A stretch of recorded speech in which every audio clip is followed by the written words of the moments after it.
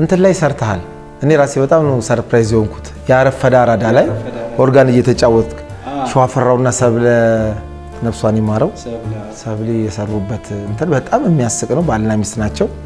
በጣም ነው የሚያዝናናኝ እሱ ስራና እንደዚህ ሊድ እስከማይታወቅ ጫማ ያልቆ እኔ አቆምኩት። ከዘበኛው ጋር በዚህ ነው ይለኛል። ቀጥ እያልኩ በዛው ይሄድኩ ማን በዚህ ነው ይለኛል። ደግሞ የድሮ በጣም የሚገርምህ ብዙ ጊዜ አርት ውስጥ ያሉ ሰዎች ለአርት በጣም ብዙዎቻችን መስዋዕት ከፍለናልና በእግር ነው። ከዛ በኋላ ሃይስኩል ካንተ ጋር ተገናኘን 9ኛ ክፍል አብረን ተገናኘን። ከዛ በሚኒ ሚዲያው ነበረ ቲያትርም እንሰራ ነበረ ብዙ ነገር። ልጁ ታሳዝናለች። እኔም ከሱ ይልቅ ልጁ አሳዝናኛለች። ነገ ማን ነው የሚጠጋት? ነገ ማን ያግዛት ይሆን? ሰሞኑን እንግዲህ አሳዛኝ ዜና ሰምተናል። አርቲስት ወንደሰን አውራሪስ ከዚህ ዓለም አልፏል እና በጣም የሚያሳዝን ነው። ከኔ ጋር ከሃይ ስኩል ጀምረን ነው የምንተዋወቀው። ቲያትርም እዛ እንሰራ ነበር። ሃይ ስኩል ከ9ኛ ክፍል ጀምሮ አብረን እንሰራ ነበረ። እጅግ በጣም ጓደኞቹ እንዲሰሩ እንዲለወጡ፣ በተለይ የጠፉ አርቲስቶች ወደ ሚዲያው እንዲመጡ አብረው በተለይ ድሮ ትምህርት ቤትም ይሁን ሌላ ቦታ አብረው ሲሰሩ የነበሩ ከዛ ደግሞ በልዩ ልዩ አጋጣሚ ከፊልዱ የራቁትን ሰዎች ወደ ሚዲያ እያመጣ እንዲታወቁ ያደርግ ነበረ። ስፔሻሊ የኛ ቲቪ የሚባል ነበረ። እዛ ላይ ብዙ ሰዎች የማያውቋቸውን ሰዎች ሰው እንዲያውቃቸው የሚያደርግ እጅግ በጣም ትሁት እና መልካም ሰው ነበረ። ደግ ሰው ነበረ። እኔ በደንብ ነው የማውቀው። ያው ረጅም ጊዜ እስከ ህይወቱ እስካለፈበት ድረስ አብረን ነበርን እና በጣም የሚያሳዝን ሰው ነው። እንግዲህ ድሮ እሱ ቲያትር በጣም እንደምወድ ያውቃል። ትምህርት ቤትም ስንሰራ ጥሩ ነበር፣ ጥሩ ፐርፎርም ማድረግ ነበር እና ለምንድነው የማትመለሰው እያለ በጣም ጨቀጭቀኝ ነበር። አንድ ጊዜ እንደውም እኛ ቲቪ ላይ ልጋብዝህ ብሎኝ እዛ ላይ ኢንተርቪው አድርጎኝ ነበረ። እስቲ ለትውስታ የኛ ቲቪ ላይ የነበርን ቆይታ አብረን እንከታተል። ከዛ በኋላ ሃይስኩል ካንተ ጋር ተገናኘን 9ኛ ክፍል አብረን ተገናኘን። ከዛ በሚኒ ሚዲያው ነበረ ቲያትርም እንሰራ ነበረ ብዙ ነገር እንትንም ነበረ። ምንድነው ቲያትር እናዘጋጅ ነበረ አይደለም? ለክረምት ላይ እናጠናና መስከረም 2 ተማሪ ሲገባ እናቀርባቸው ቲያትሮች ነበሩና ዶክተርዬ የሚለው አብሶ ምን ሰራው ሼክስፒር ስራ በጣም አስታውሰዋል። ቦጌ የሚል የነበረ ቦጌ አንተ ደግሞ እና ጥሩ ጊዜ ነበረ። ብሩኬ እኮ አሁን ያኔ የሚያቀህና አሁን የሚያቀህ ልዩነት ያኔ እኮ በመርፌ ቀዳዳ ተሾልክ ነበረ። እውነቴን እኮ ነው የምልህ። አጥንት ይበዛል። አጥንት ብዙ ነበር። አሁን ደግሞ አንድ ጓደኛዬ ስጋ በጣም ፈጅታል ይለኛል ለመሙላት እንጂ እዚህና እዚህ ጋር የነበሩ አጥንቶች እኔ ከእህቴ ጋር ተጣልቻለሁ። እየታጠብኩ ሳሙናዬን ውለጅ ብዬ በኋላ እዚህ ለካ እዚህ ጠርዝ ላይ አስቀብጨው ገብቶ እዚህ ላይ በጣም ጠርዝ ነበር እንዴ! በጣም እኮ እኔ እኮ ነው በጣም ነው ያስደነገጥከኝ እኮ ሳይ በጣም ያስፈራል። ማዘር በጣም ሁሌ ታለቅሳለች። ጧጧ ስታይ በጣም ታለቅስ ነበር እና ምሳ አቅርባልኝ በልቼ ብድግ ስል ወዴት ነው ትላለች። ሽንት ቤት ስል እስቲ ሰውነት ይሆነ ቁጭ በል እስቲ ሰውነት ይሆነ እጄ ቀጥታ ሽንት ቤት አውገው እስቲ ሰውነት ይሆነ ትለኝ ነበር። ማዘር በጣም ቀጭን ነበርኩ። በጣም ደግሞ አስፈሪ ቅጥነት ነው። በጣም አልኩ እኮ በጣም ዝናብ አይመታህም። መልካም ሰው መቼም አንዳንዴ አይበረክትም ይባላል። ጥሩ ሰዎች ለምን እንደሚሄዱ ያው ፈጣሪ ነው የሚያውቀው። ብዙ መስራት የሚችል ሰው ነው። እንዴት አድርጎ ኢንተርቪው ላይ ራሱ እኔ ረሳኋቸውን ነገሮች ላይ እየፈለፈለ እንዳወራ እንደዚህ ትሰራ ነበር፣ እንዲህ አይነት ቦታ ትሰራ ነበር እያለ የረሳኋቸውን ነገሮች ሁሉ ነበር ሲያስታውሰኝ ነበረው። ከዛም ወደ ቲቪ እና ሬዲዮ ተገናኘን እንደገና። ከሃይ ስኩል ከወጣን በኋላ እኔ አቢሲኒያ የቲያትር ክበብ ቲያትር አጥንቼ አቶ ተስፋይ ሲማ እሳቸው ቲያትር ክለቦችን እንትን ይሉ ነበር፣ ይመርቁ ነበር። ሰርቲፊኬት ይዤ ወደ እንትን መጣሁ ወደ ቲቪ ላይ በጣም ብዙ ነገር ጽፌ ሞከርኩ፣ አልተሳካም። አንደኛ ፊቴ አስክሬን ለስክሪን አይሆንም፣ ሽል ይላል ካሜራ። ምንም ያልሞከርኩት የለም። ስማቸውን አልጠራም። እዛ የነበሩ እንትኖች ሊቀበሉኝም አልፈለጉም። በቃ እያወራ እኔ ከኋላ እየተከተልኳቸው ደረጃ ይወጣሉ፣ እያወራኋቸው ከኋላ እነሱ አዳም ለዓመት በዓል የሚጻፋል ነበር። እየጻፍኩ ነው የምሄደው፣ ተዘጋጅቼ ነው የምሄደው። ጥሩ ነገር ጽፍ ነበር። አንድ ሁለቴም ለሰው ሰጥተው ኮሜዲ ነገር ጽፍ ነበር፣ በጣም ጽፍ ነበርና ጽፌ ሄድኩትን ሰጥተውብኛል። አይቼዋለሁ ቁጭ ብዬ በጣም እስከ መጨረሻው ሞክሬያለሁ። ለዓመት በዓል አንዴ ነው ማዘር ጫማ የምትገዛልኝ። እንደዚህ ሊሄድ እስከማይታወቅ ጫማ ያልቆ እኔ አቆምኩት። ከዘበኛው ጋር በዚህ ነው ይለኛል። ቀጥ እያልኩ በዛው እየሄድኩ ማን በዚህ ነው ይለኛል። ደግሞ የድሮ በጣም የሚገርምህ ብዙ ጊዜ አርት ውስጥ ያሉ ሰዎች ለአርት በጣም ብዙዎቻችን መስዋዕት ከፍለናልና በእግር ነው። በእግር እውነቴን ነው። በእግር ከ22 በእግር ነው የሚሄደው። ያንዱ ጓደኛችን ጫማ ቃሊቲ ነው ቤቱ። ከኢትዮጵያ ቴሌቪዥን ሲወጣ በቃ ግፉኝ ይላል። መንሸራተት ነው የሚጀምረው እና እንዲህ ሊወጋጉ ደረሱ የሆነ ቀን በቃ እና በእግሩ ቃሊቲ ድረስ የሚሄደው ገባ እና በቃ እንዲህ እሱም ደክሞት እንዲህ ተደራርሰው የምናላቀቅበት ጊዜም ነበረ እና በጣም ለአርቱ ብዙ እኔ ስፔሻሊ ዋጋ ከፍያለሁ። በቃ ለመሆን የነበረኝ በቴሌቪዥን ለመታየት የነበረኝ ጉጉት በጣም ለረጅም ጊዜ ነው እንትን ያለኝ። ዘላለም ሙላቱን ካወቀው ከሱ ጋር አብረን ሬዲዮ አብረን አልነበረ እና ደክሞኝ እዛ ግቢ ውስጥ ድክም ብሎኝ ተኛለሁ ሳሩ ላይ እንደዚህ አቆላልፌ እግሬ ከሱ ጋር በቃ እንደሞላለት ተኝቼ ኮርኩሮ ያስቀኝ ነበር። ከነጫማይ ኮርኩሮ ያስቀኛል። ሶሉ ደርሷል እግሬ ላይ አልቆ እንደዚህ ኮረ በጣም ያስቀኝ ነበር። የዛን ያለ ዋጋ ለሰው ግን ከላይ እኮ ጫማ ያረክ ነው የሚመስለው። ከላይ ጫማውን ይዘህ ነው የምትሄደው። አንተ እየተንፏቀቅ ከመሄድ እኮ እንደዚህ ብድግ ምናምን አለማለት እንደዚህ ይሄ ሁላ ታልፎ ግን መሆን አልቻልኩም። ከዛ ሬዲዮ ተሳካልኝ እና እየጻፍኩ እነዚህ አጫጭር አልነበሩ የሰከንድ አጫጭር የሁለት ደቂቃ አንድ ደቂቃ እሱ ተሳካልኝ። 10 እጽፋለሁ 3 ቢወድቅ ነው እና ዋናው ያልፋሉ። ደግሞ ቆንጆ ዋናውሶች እንትና ከቤቲ ጋር ነው በዛት የምሰራው። ሰራሁኝ በተከታታይ ያው ብሩ የምታውቀው ነው 20 ብር የሚከፈል 20 ቢሮ ዞረ 20 ጊዜ ተመላልሰ በቃ አልሆነም ማለት ላይፍን የሚቀይርልኝ በተለይ የደሃ ልጅ ሆነ ላይፍ የሚቀይር ስላልሆነ እኔ ቤት መጥቼ ሞዞቡ ያስቀኛል። እዛ ሞዞቡ ምሳይ ያስቃለሁ። ባዶ ነውና ያስቃል። ዝገባም ቤት ባዶ ሞሶብ ስታይ ሞሶብ ራሱ ይሄን ተጽዕኖ ይኖር እንዴ ወደ ኮሜዲነት እንደሚያመጣን ነገር አንዳንዴ እንዲህ ድካሞች የሚያሳዝኑት የሚያናድዱትን ነገር እኮ ወደ ኮሜዲ መለወጥ ራሱ ትልቅ ነገር እኮ ነው። እንግዲህ እንዳያችሁት በጣም የሚገርም ቆይታ ነበር ያደረግነው። ለኔም ደስ የሚል ድንቅ ጊዜ ነበረ። ደስ አለኝ ከጓደኛዬ ጋር እንደዛ ቁጭ ብዬ መስራቴ በጣም ደስ አለኝ። የሚገርመው ነገር ትምህርት ቤት እያለን መድረክ እናዘጋጅ ነበር ለተማሪው የቲያትር ፍቅር ያላቸው የሙዚቃ ፍቅር ያላቸው ልጆች ተሰብስበንና እዛም ላይ የሚገርመው ያኔ በልጅነቱ ኮሜዲ ነበር የሚሰራው። አሁን ትራጀዲ ምናምን ሌሎች ነገሮች እነዚህ ረጃጅም ቲያትሮች እናዘጋጅ ነበር። እሱ ግን በብዛት ኮሜዲውን ፓርት ነው የሚሰጠው፣ ግን በጣም አሳምሮ ነበር የሚጫወተው ትምህርት ቤት እያለን። ያው እንግዲህ ህይወት ነውና እግዚአብሔር የፈቀደውን አደረገ እና በጣም ነው እማዝነው። መቼም ብዙ ጨዋታ ትችልበታለህ። በስልክ ራሱ ታስቀኛለህ። እንኳን እንደዚህ ተገናኝተን አይደለም ያው ጓደኞቻችንም የምናወራው ነው ስላንተና ሁሌም የሚጨቀጭቁኛል። ቆይ ቀን አለው ግን የሚገርም ነገር ብሩኬ ለምንድን ነው ምናምን ይሉኛል። ብሩኬ አሁን ወደ ሙዚቃው ገብተሃል። ብዙ ጊዜ በሙዚቃ ዓለም ውስጥ አሁን ቆይተሃል። ከኮሜዲ ቀላል አይደለም። ብዙ ሙዚቃዎች ተጫውተሃል። ምንድን ነው የምትጫወተው እዛ ውስጥ? አሁን ኪቦርድ ነው የምትጫወተው? አሁን እሱንም ትጫወታለህ ትችላለህ። በሙዚቃ ውስጥ ምን ገጠመኛለህ? ብሔራዊ ቲያትር ጋር ክለብ እየሰራው እስቲ ድምጼን ዝም ብዬ ልሞርድ ብዬ በጊዜ ማለት ማይኩን አስጠጋውና ማንም የለም ወይተሮቹ ናቸው ያሉት።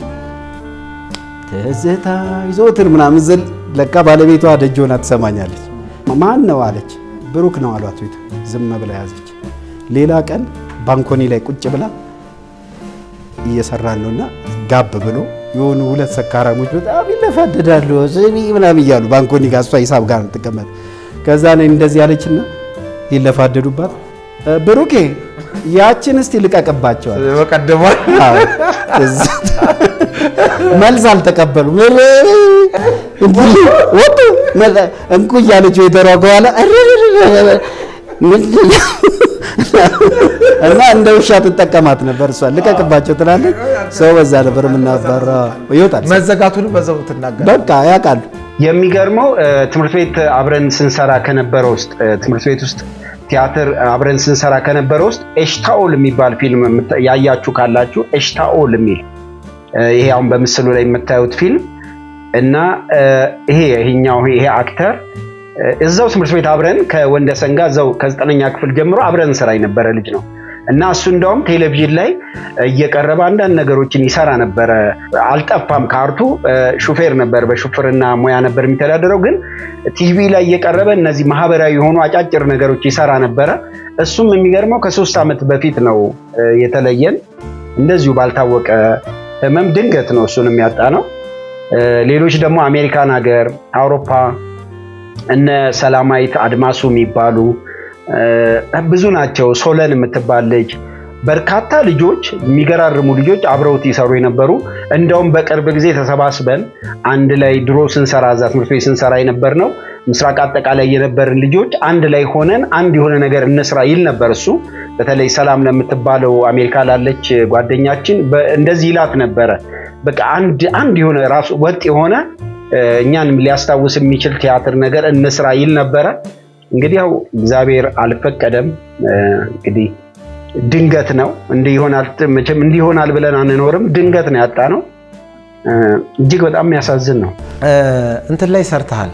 እኔ ራሴ በጣም ነው ሰርፕራይዝ የሆንኩት። ያረፈደ አራዳ ላይ ኦርጋን እየተጫወትክ ሸዋፈራውና ሰብለ ነፍሷን ይማረው ሰብሊ የሰሩበት እንትን በጣም የሚያስቅ ነው። ባልና ሚስት ናቸው። በጣም ነው የሚያዝናናኝ እሱ ስራና እዛ ላይ ገጠመኝ ካለ ትነግረናለህ። እና ምን ላስታውሰ ነው እዛ ላይ እሷ ሸዋፈራውን ትፈልገዋለች መታና ስትል ማንም ያደምጣት የለም። አንተ ታጅባታለህ ከኋላ ድድን ታረጋታለህ። እሷን እርግጠኛ ነኝ አንተን ያደረካት ዳይሬክተርህ አይደለም ራስህ ነው ያደረካት። ተናድጄ ነው ሰርግ ተብለን ሄድን። የእውነት ሰርግ ነው የሚመስለው። ሁሌ አምባሳደር ሰርግ እንሰራለን። ለእኔ አሁን ሰርግ ብሎ ነው የሰርግ ሂሳብ ከፍሎኝ ባንዱን ያዘው አይተ እንደሆነ አፍሪካ ምናምን የሚል አንድ የእውነት ባንድ ነው። ሰርግ ተብዬ እኔ ሰርግ ልሰራ ነው። አይተ ከሆነ ነጭም ሸሚዝ ነገር ምናምን ብዬ ነው የመጣሁት እና ሰርግ ልሰራ ነው። በኋላ ነው ተቀምጠዋል፣ እንግዶች እኮ ተቀምጠዋል። እና መጀመሪያ እኮ ብዙ ዘፈን ሰርተናል፣ ማሟሟቂያ ሰርተናል። ሰው ቁጭ ብሎና ሰርግ ነው መሰለኝ። የሰርግ ሂሳብ ነው የተነጋገርነው ፊልሙን። በኋላ ነው ሸዋፈራው ሲመጣ እኮ የምር እኮ እንደ አዲስ ነው ያየሁት እኔ። አገብቶ ነው እና እሱ ሸዋፈራው ሲያልፍ አየሁት በቃ። እና የሱ እንዴት እኔ አላቅም ትዳር ይኖረው አይኖረው የዛን ጊዜ ነው የእውነት ነው መሰለኝ። ብዙ ሙዚቃ ሰርተናል እና ይዛኔ በቃ እሷ መታ ማይኩን እንደውም ወርውረዋለች መሬት ላይ እና ጓ ስላለ በዛ በቃ ስትል ተረም አረጋለ ከኋላ እስከዛ ድረስ የእውነት ነው መሰለኝ። በኋላ በቃ እሷ ስትል ገባኝ። ለምን እኛ ከካሜራው ርቀን ስላለን የሚሉት ሸዋፈራው እዛ ኬክ ምናምን የሚለው አንሰማም እኛ ሩቅ ነን። በኋላ እሷ መታ ስትጮህ ነው እዛ ሪትሙን እየጠበቁ አረጓ ስትል ተረም ታረጋ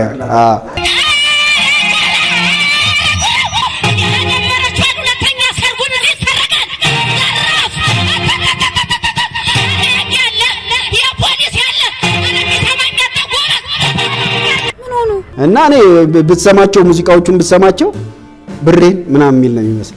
እኔ ብሬን ሶስት ብሬን ምናምን ለምሳሌ ሰምተህ የሰርግ ሂሳብና የፊልም ብሬን ተላ ስትል ብሬን ያልኩ ብዙ ኮሜዲያኖች ጋር ትተዋወቃለህ ብዬ አስባለሁ።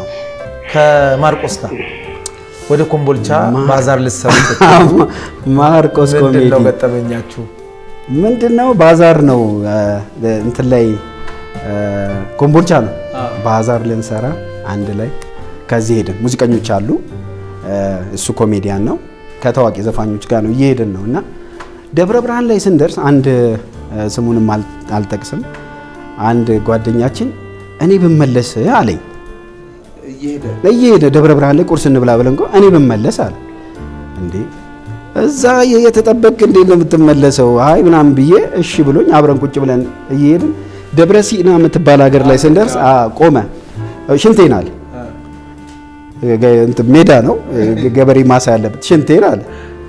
እሺ ብሎ አቆመለት። ወረደና ነካው ወደ ጫካ ወደ እርሻ ውስጥ ነካው ወደ ጫካ ምን አውቃለሁ። እሺ ነቃ እኔ ማስበው አሁን እንደዛ ወደ ጫካ ሮጦ ቢጠፋ አዝበው ጓደኛዬ ነው የማውቀው ነው ተከትዬ እኔም ሮጣለሁ፣ ሁሉ ሙዚቀኛ ይሮጣል። ተከትዬ በዘንተል ነፍሴ ወጥቶ ቆመ እና ድንጋይ አነሳ።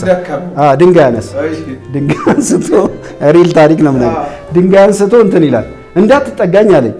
ምን ሆነሃል? በቃ እንዳትጠጋኝ ለስራ አይደለም እኔን ምን ሆነ ነው ስለው እንትን አወጣ የውዳሴ ማርያም ትንሿ አውጥቶ ነገርኩ አለ።